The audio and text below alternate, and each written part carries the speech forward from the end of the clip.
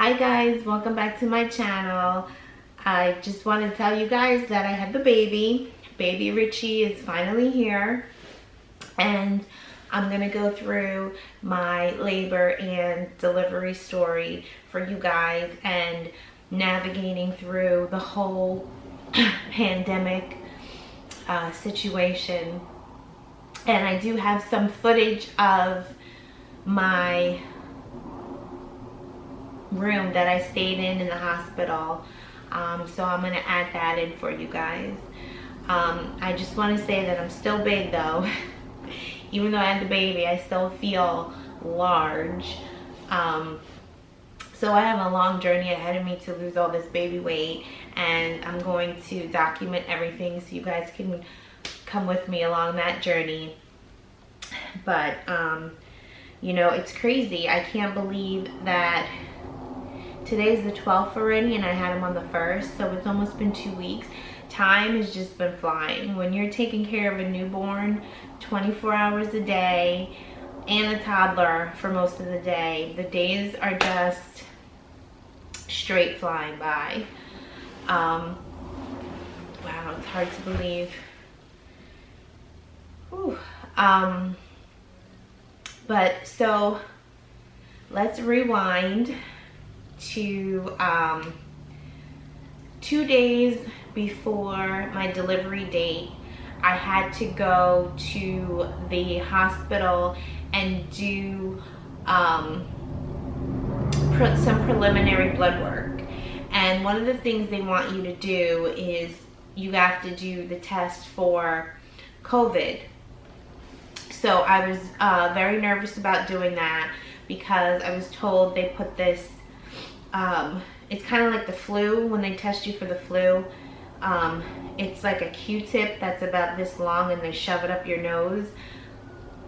So I was very nervous about that, but you gotta get it done. So I go up to the hospital, and the lab opened, I think the lab opened it crazy early, like 6 a.m., something like that. So I wanted to be the first ones in, first one out. So I get there and nobody's there. So I get there and nobody's there. So I ring the bell and the lady comes out and tells me to sign in. So I signed in and waited and waited and waited. And like 20 minutes go by, and I get this kind of like tightening under my belly, which I'm thinking is a contraction.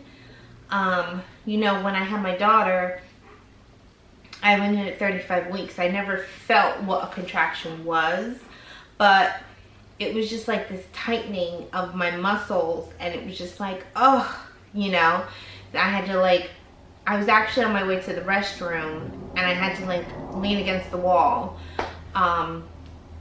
And then some of the nurses saw me and they got me a wheelchair and they took me to the PET unit, which is where, I forgot what that stands for, but that's where pregnant women go. I've told you guys about that before. Like if you think you have an issue with the baby, that's where you go and they take you right away and they check you. So they took me to the PET unit, and they were very nice. They did all the preliminary blood testing there, so I didn't have to wait at the lab on the other side of the hospital.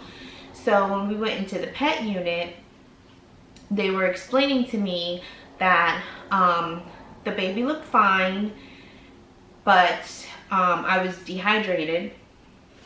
The dreaded D word has been following me this whole pregnancy. I was dehydrated, and that tends to bring on contractions. So that's basically what happened. And they did the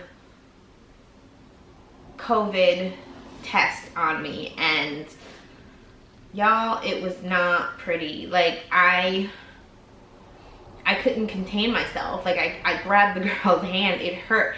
You know what it kind of felt like?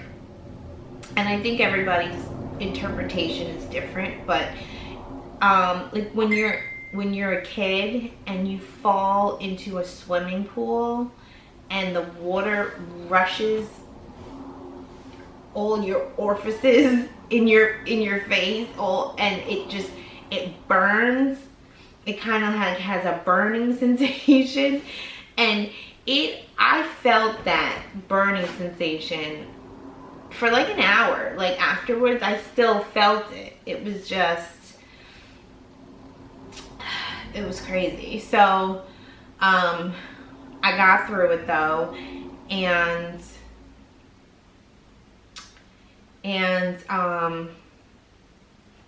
went home.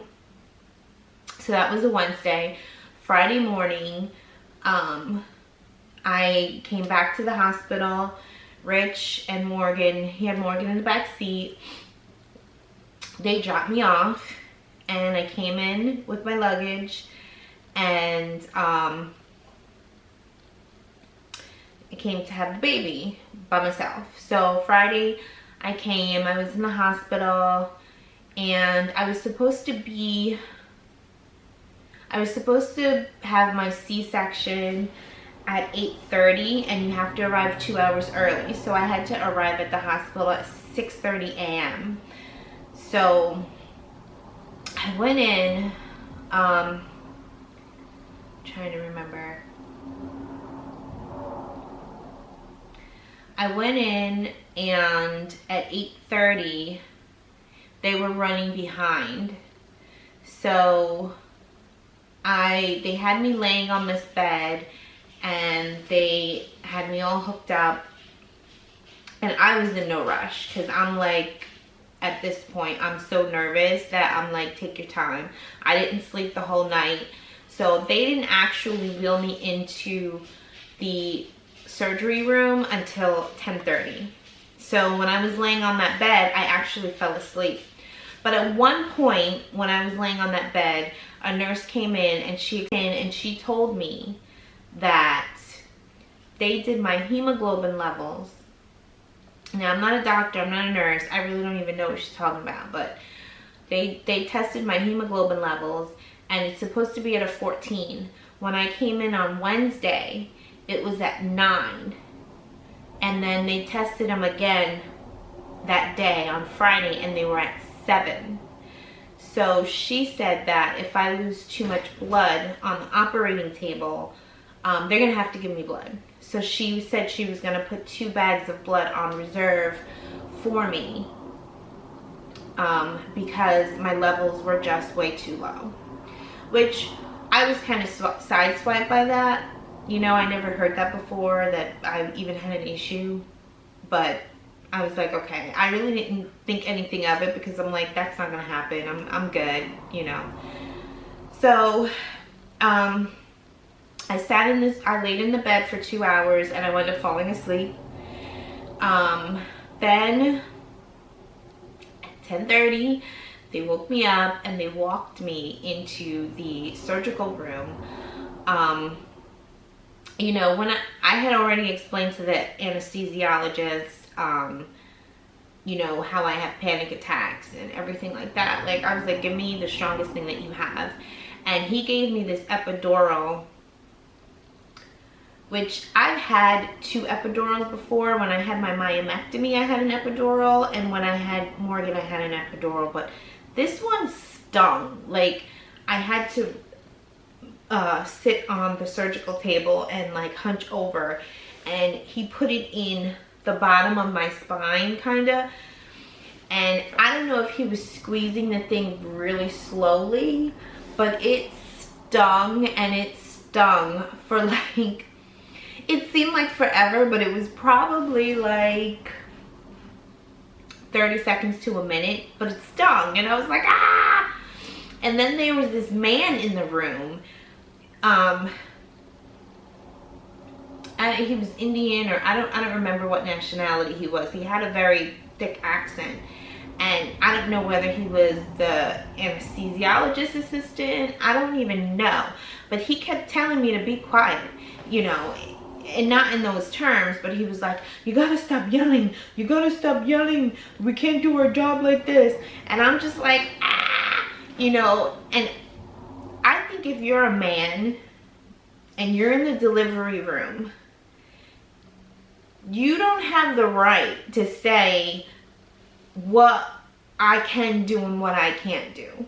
You know, if I'm in pain, I'm gonna yell, period, point blank. You're never gonna be in this situation, so be quiet. Like, he's lucky I was I was so focused on the pain that I didn't turn my focus on him. But I didn't stop. That's just how I cope. So after they gave me the epidural, that thing was wonderful. Like, I felt nothing. They took the baby out. Actually, out of this whole ordeal, them actually taking the baby out was probably the easiest part. Like, and I was like, oh my god, I'm like freaking out. But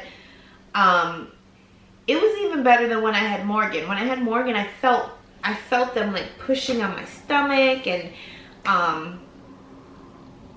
you know, it was even easier than that. So I didn't feel a thing. And then when they took the baby out, since I was in the delivery room by myself, I did not take my eyes off my baby. Like, when they took him out, I was just like watching everything that they did, as far as I could. And afterwards, they wheeled me into the recovery room. So I laid in the recovery room, and they had these things on my legs that like massage your legs. Like, they're kind of like braces, and when they turn them on, the air goes through them, and it massages your legs, because they want to make sure that they're circulating the blood in your legs, and that you have to wait until you can move your legs and bend your knees and whatnot before they let you go to your room. So I laid in the recovery room for a little while, and then after that, they wheeled me to my room. Now, when I had my daughter, it was a very different experience. Like, I had preeclampsia really bad. So at 35 weeks, I wound up, I was going to the high risk department at the hospital, which I had to go to now for monitoring. And I went there one day and I couldn't leave. They told me my protein levels were too high or something, and if they don't take the baby out right then and there, I'm gonna have a seizure. I was 35 weeks at the time. I had no bag with me. I had nothing with me. I didn't even have a bag packed. They wheeled me into the surgery room, and when I went in there, it was like they had this metal table with knives, scissors, all sorts of carving utensils on it. And I saw that and I just thought of the movie Saw, and I started freaking out. I was like, oh my god, forget it, I want to go home. And then all of a sudden I hear somebody say, get the straps.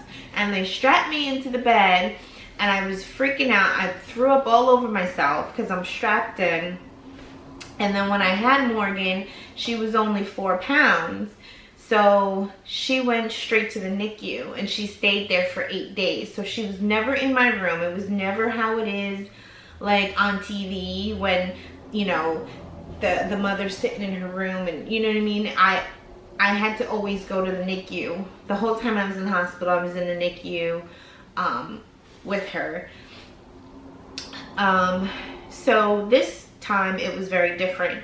My son, Richie Bear, he was 10 pounds and 2 ounces.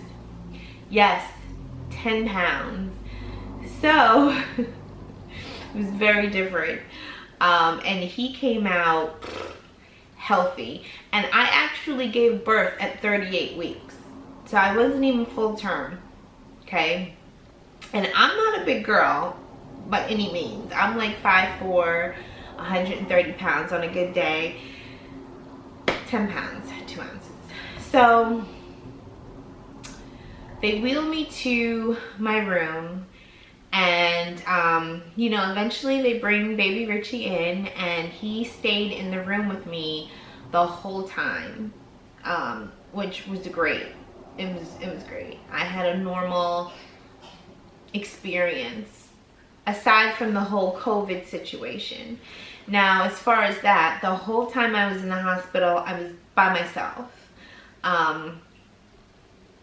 which wasn't as bad as I thought it was gonna be. My room didn't have a shower. It was like a communal shower. So I didn't shower the whole time. I just washed up. There's no way. I didn't even want to step foot in the hallway. Like, once I got into my room, I had a mask on the whole time. Once I got into my room, I took the mask off, and I didn't leave my room. Like, they tell you to walk around. I just walked around in my room. I didn't go into the hallway. All the nurses and the doctors, everybody that came into my room, they all had masks on. I was throwing up the whole day. I think it was from the anesthesia, because they gave me a lot of anesthesia. They gave me anesthesia afterwards also because, you know, my panic attack situation. So they gave me a lot of anesthesia, and I was just throwing up. I couldn't keep anything down the whole day. And so they want you to pee, to urinate, to make sure that, you know, your organs are all working and in the right place. But since I was throwing up and I couldn't eat, I wasn't urinating. So by the nighttime came, you know, my body was so achy, and I'm so familiar with that feeling that I knew I was dehydrated, which I don't know why the nurse didn't just, you know, pick up on that. You're throwing up all day. So I had the nurse that was on shift that night. I told her, I said, I need a bag of fluids. You know, I can tell that I'm dehydrated. I need a bag of fluids. And I told her, normally I don't stop getting fluid until I start using the bathroom. So she put in the request and I was able to get a bag of fluids. I still didn't use the bathroom. And then she brought in somebody to do like this ultrasound, and I already knew it because normally when I would go to the hospital, they would give me two bags of fluids, and then that would get me going. She's like, you know, we're gonna have to go in and get the urine out. I said, no, you know, no, I'm just dehydrated. I already knew it. So she brought somebody in. They did like this ultrasound of my bladder or whatever, and then they're like, yeah, there's nothing in there. So then she's like, all right, good, well, we don't have to go and flush out your bladder, we'll just get you another bag. And I'm like, duh, I already told you that. So they give me another bag of fluid. Halfway through the bag, I start urinating. So they had to do all these tests on baby Richie before they can let him leave, and I think they have to do it 35 hours after he's born, something like that. So the testing wasn't till 10 p.m. Saturday night. So Sunday, and at this point, you know, I just want to go home because we're in a hospital, and, you know, COVID is running crazy. You know, things aren't sanitary. I have Rich at my house with Morgan, and he don't clean for nothing. He don't put nothing back. I'm like, you know, they're tearing up my house. And no, luckily I have a camera, so I was checking my video cameras from my cell phone, making sure that Morgan, you know, everything is okay. But still, like, my house, he don't clean. So I just wanted to get home. So I'm like, all right, hopefully these tests, you know, come back and, you know, everything's fine, and then hopefully we can leave Sunday morning. So baby Richie did the test. He was supposed to get circumcised on Saturday, and the doctor came in The doctor came in and told me that they couldn't do the circumcision in the hospital because they didn't have the right tools. The tools they had were too small to fit baby Richie. So they couldn't do the circumcision in the hospital on Saturday. So fast forward into Sunday, baby Richie passed all the tests. Saturday, the nurse comes in. The nurse comes in and she tells me that my blood level, I lost way too much blood when I was on the operating table. My blood hemoglobin is still at a 7 and they need to give me a blood transfusion. So, you know, what was I going to do? So on Saturday, I got a blood transfusion. It actually sounds worse than what it is. It's like the same way that they put the bag of fluids, they put a bag of blood, which, I don't know, when you think of blood transfusion, you think of somebody that's been in like a car accident or something. Like, it just never really dawned on me that I was going to be getting someone's blood. But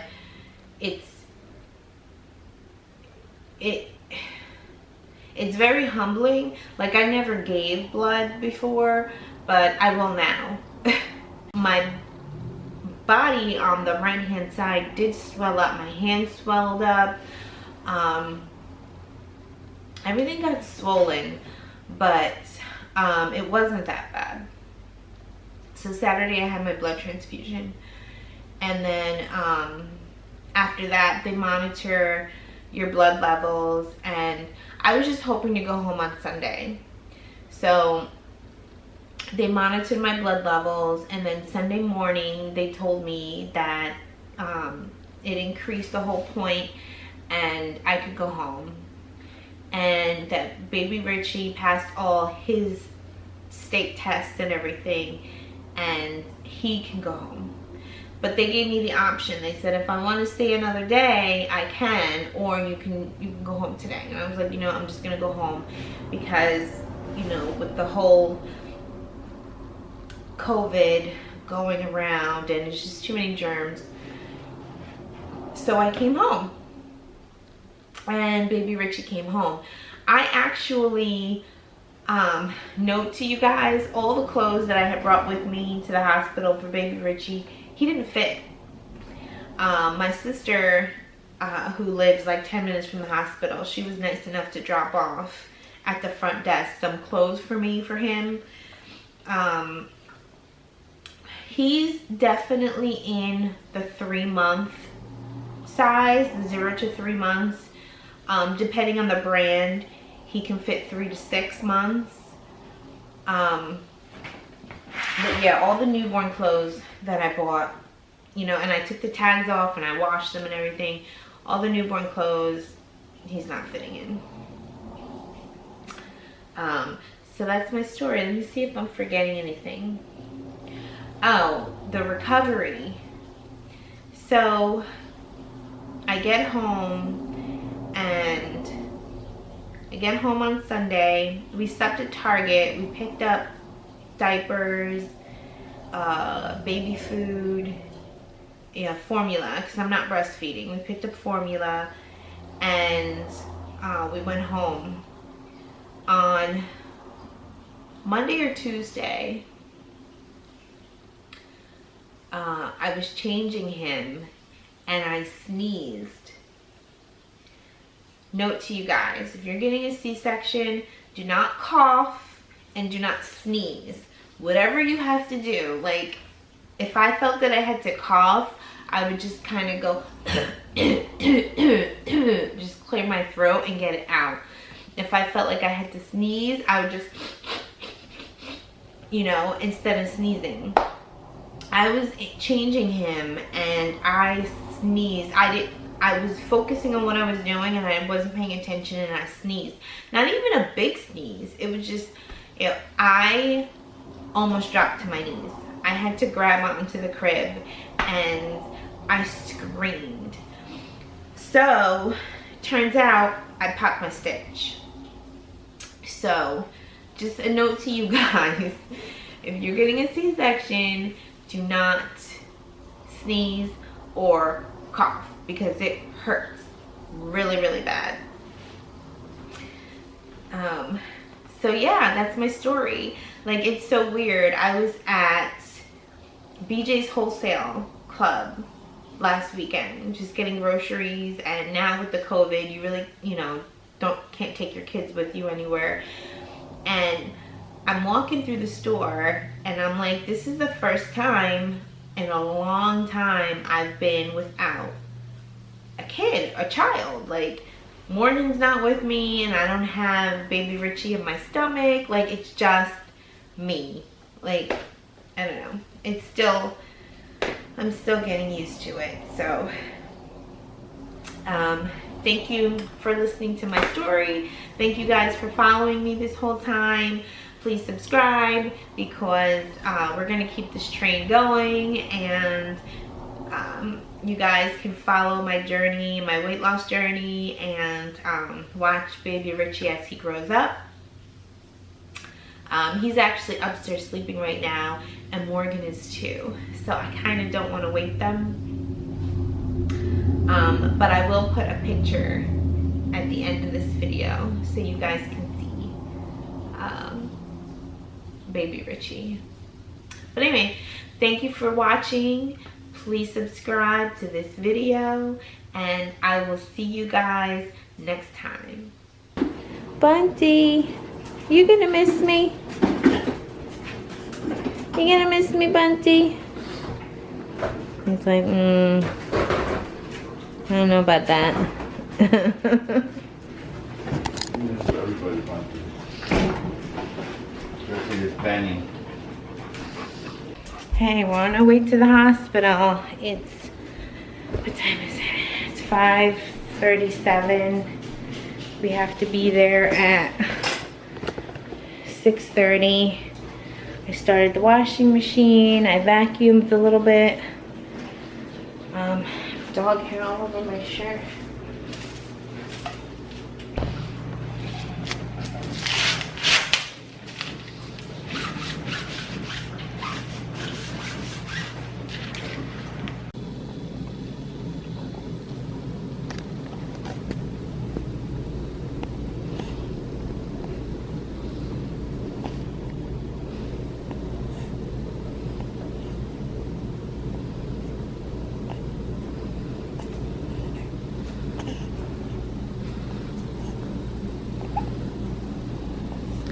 This is my room.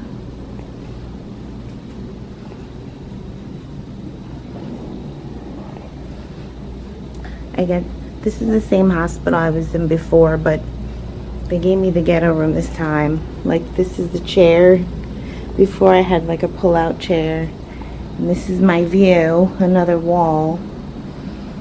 But I'm not complaining. They just brought in breakfast. Let me show you guys what I have.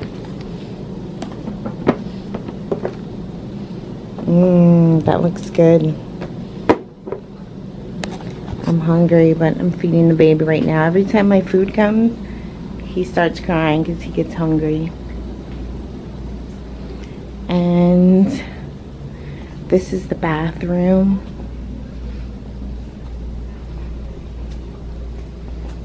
Very basic. There's no shower in here. Extra supplies up there. There's no shower in here. There's like a communal shower, which I'm not going to use. I probably wouldn't use it anyway, but especially because of the pandemic, I'm just going to choose. I chose not to use it. And I just washed up in the sink in the bathroom.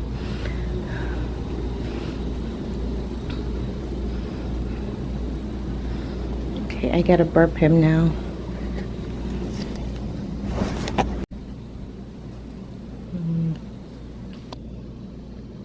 There he is. I am so not good at doing the swaddle thing. Look how loose it is.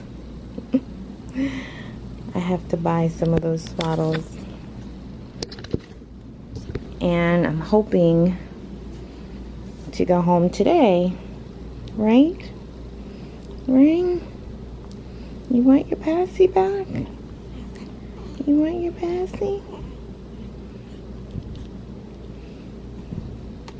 I changed his diaper. He still has the clip on his little belly button. Oof.